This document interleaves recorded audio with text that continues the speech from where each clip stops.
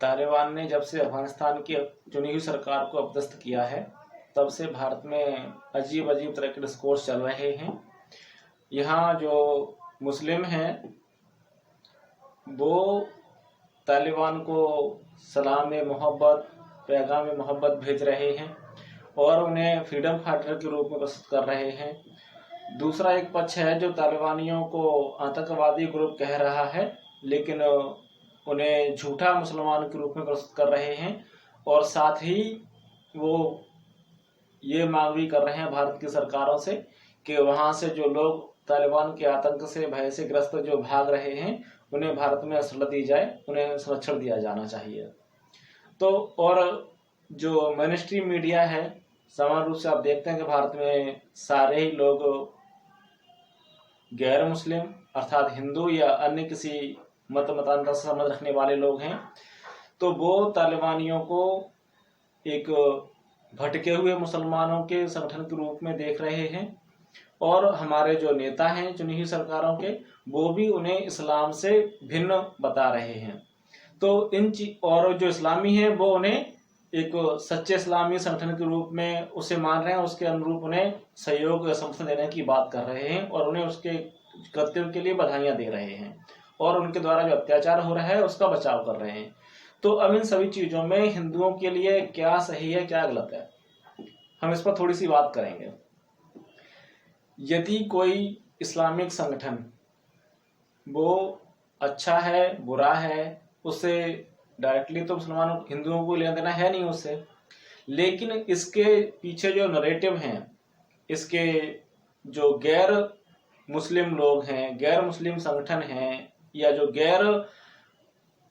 लोग जो ऐसे हैं जो उनसे डायरेक्टली उनसे नहीं जुड़े हुए हैं, उनके किसी तरह से हित भी नहीं जुड़े हुए हैं, वो जब इनके ऊपर जब कोई बात करते हैं उसके पक्ष में या उसके विपक्ष में या उनको जिस तरह से प्रस्तुत करते हैं, उससे हिंदुओं को क्या लाभ हैं, क्या हानियां हैं।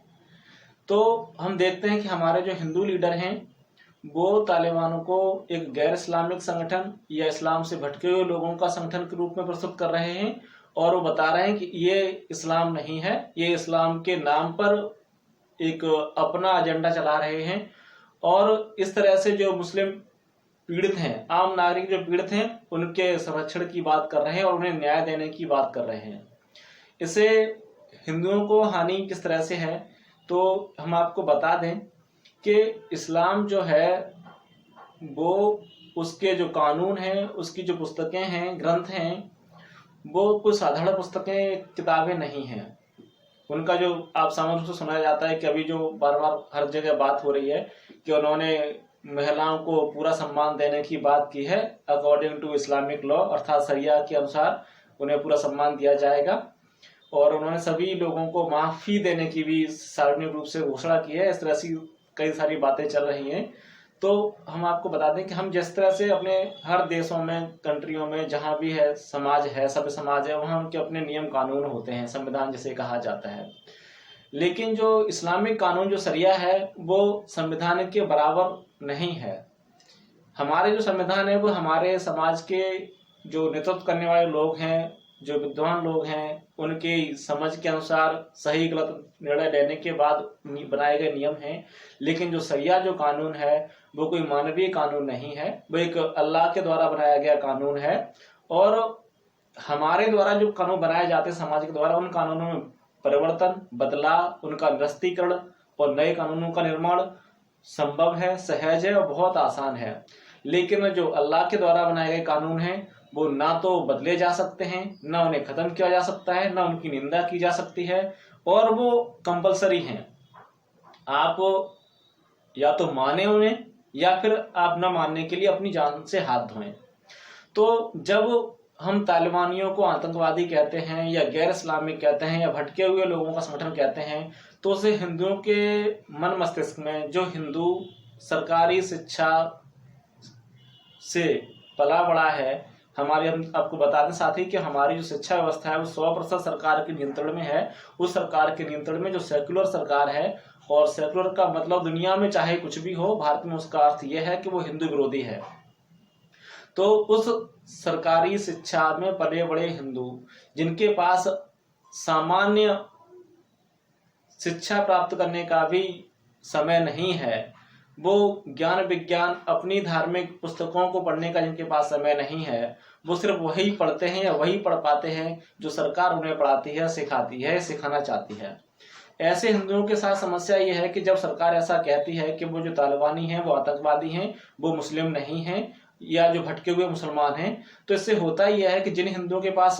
किसी भी चीज का अध्ययन करने का समय नहीं है, उनके दिमाग में, उनके मस्तिष्क में ये बात बैठ जाती है कि जो इस्लाम है वो वास्तव में एक सच्चा और रिलीजन ऑफ पीस है। जैसे कि हमारे माननीय प्रधानमंत्री नरेंद्र मोदी जी बार बार कहते रहते हैं कि इस्लाम का मतलब शांति और अमन है।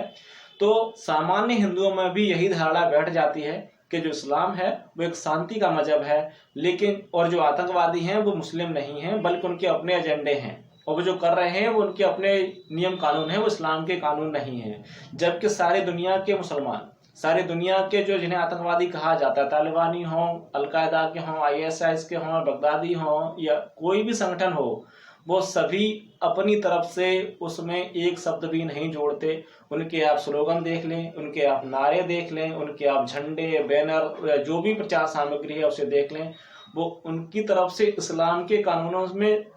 एजप्शन तो है, उसमें छूट तो है, लेकिन अपनी तरफ से कोई भी नियम कानून वो लागू नहीं करते, नहीं जोड़ते।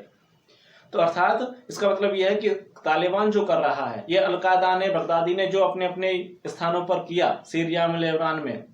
वो पूरी तरह से निखालिस इस्लामिक चरित्र है, इस्लामिक कानून के अनुसार किया गया व्यवहार है, अर्थात वो एक सच्चे मुसलमानों के द्वारा किया गया व्यवहार है। अब जो लोग उससे पीड़ित महसूस कर रहे हैं और वहां से भाग रहे हैं, उसमें क्या है कि वो जो लोग हैं वो स्वयं मुस्लिम हैं, और उनकी अपनी डिमांड भी सारी दुनिया में यही है कि वो कानून के रूप में शरिया कानून को चाहते हैं, लेकिन दुर्भाग्य से वो एक साधारण नागरिक होने के कारण उन कानूनों को बारीकी से उन्हें उनकी समझ नहीं है। उन्हें ऐसा लगता है कि अल्लाह का कानून होगा हर जगह तो हमें बहुत ही चैन और अमन की जिंदगी जीने को मिलेगी,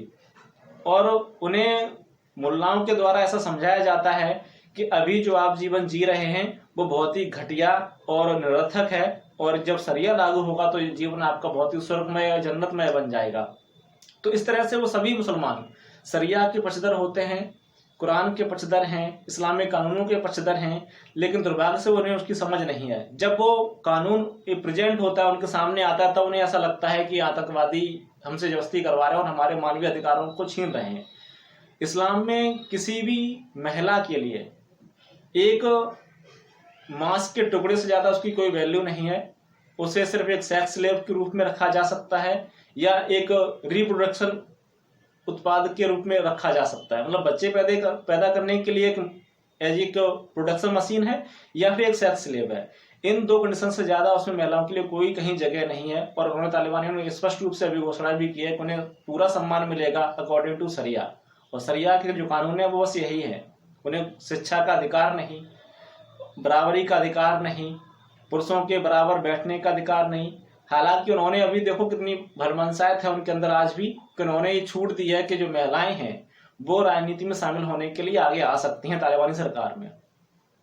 तो हिंदुओं को इस चीज से सीखना चाहिए कि हिंदू लीडर्स जो हैं,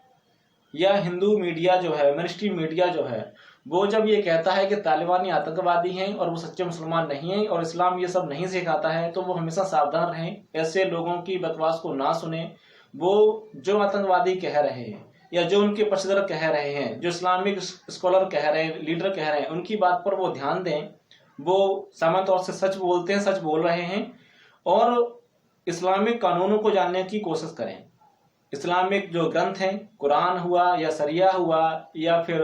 हदीसें हुई या मोहम्मद की जीवनी हुई, उनका अध्ययन करें। वो सभी किताबें आज इंटरनेट की दुनिया में हर जगह, हर भाषा में मुफ्त में उपलब्ध हैं। आप सर्च करिए गूगल पर जाकर के, उनकी PDF आप जिस भाषा को जानते हैं उस भाषा में आप उसे देख सकते हैं, पढ़ सकते हैं। तो किसी भी गैर मुस्लिम लीडर की, किसी भी गैर मुस्लिम विद्वान की बात पर आप बिल्कुल भी ध्यान न दें कि वो सारे के सारे धिम्मी चरित्र वाले हैं, झूठे और मक्कार लोग हैं, चाहे वो हमारे प्रधानमंत्री मोदी ही क्यों ना हो। ऐसे लोगों की बातों पर कोई ध्यान नहीं देना है। मुस्लिम लीडर जो कहते हैं, जो करते हैं, उनकी बातों को ध्यान से सुने और उसे समझें, और उनके बताए अनुसार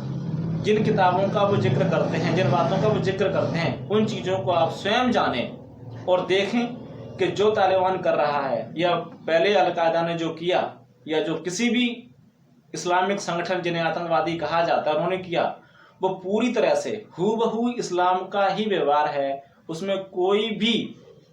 अपनी तरफ से जोड़ी गई कोई बात नहीं है। किसी भी इस्लामिक संगठन में, जितने दुनिया में हजारों आतंकवादी संगठन हैं, सभी आतंकवादी संगठन सिर्फ और सिर्फ इस्लाम को फॉलो करते हैं। वो अपनी तरफ से ना तो कुछ जोड़ते हैं, ना कुछ उसमें अपनी तरफ से लगा करके लोगों को परोसते हैं। जो इस्लामिक ग्रंथ कहते हैं, जो अल्लाह का कानून कहता है, वो सारी दुनिया में उसी कानून को लाने के लिए, स्थापित करने के लिए संघर्षरत हैं और वो सच्चे मुसलमान हैं। और जो इसके इतर बोलते हैं